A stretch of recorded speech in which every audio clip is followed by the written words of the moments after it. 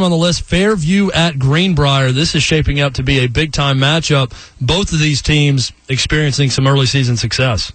Hey, this kind of reminds me, Chad, of a classic speed versus physical matchup.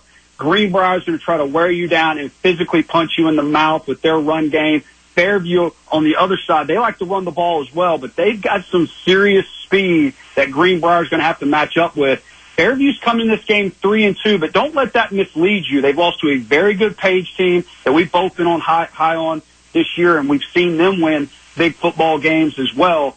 And this is a team that's really played a nice schedule, playing Waverly as well as a very good 2A team that can score a lot of points in Waverly. So 2 defeats there, but Friday night they came out against Camden, did what they expected to do. They won 45-0 in shutout fashion. Darius James, a guy you got to go watch.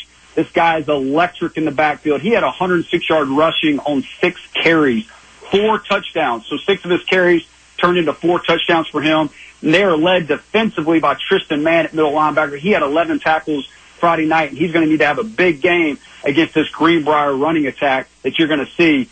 Fairview's going to have to do a good job of getting Darius James touches. He needs 20-plus touches Friday night to get out in the open field, whether it's in the pass game or the run game, to get loose against this Greenbrier defense. I think Fairview needs 5-plus explosive plays of 20-plus yards or more. They need to get those big chunk plays in order to score against this Greenbrier defense, and they're going to have to do a great job of slowing down Greenbrier's run game and force Greenbrier to throw the football. I talked to Coach Elmore today, Chad. He talked about wanting to pass when they want to pass, not being dictated by Fairview's defense when they have to pass. And I think for Fairview defensively, that's what they got to do. They got to shut down this run game and really force Greenbrier into situations they don't want to be in offensively. Going to Greenbrier, Chad, this is a team who beat White House Heritage 39-21 Friday night.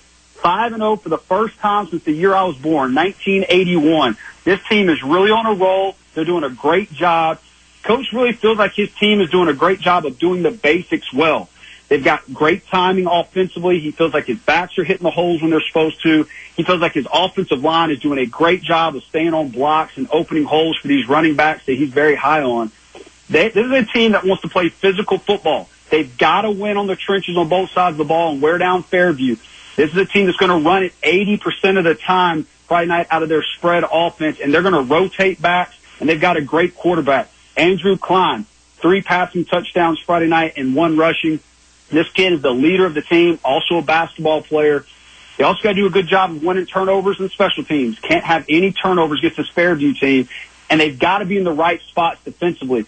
Coach Elmore really spoke about making sure they're in their gaps, doing what they're supposed to do, and then rallying to the football and tackling well to eliminate some of those 20-yard plus plays for Fairview. Watch out for Micah Eskew for Greenbrier. Watch out on the D-line for Toby and Tanner Lynch. These guys are wreaking havoc every week for that defense.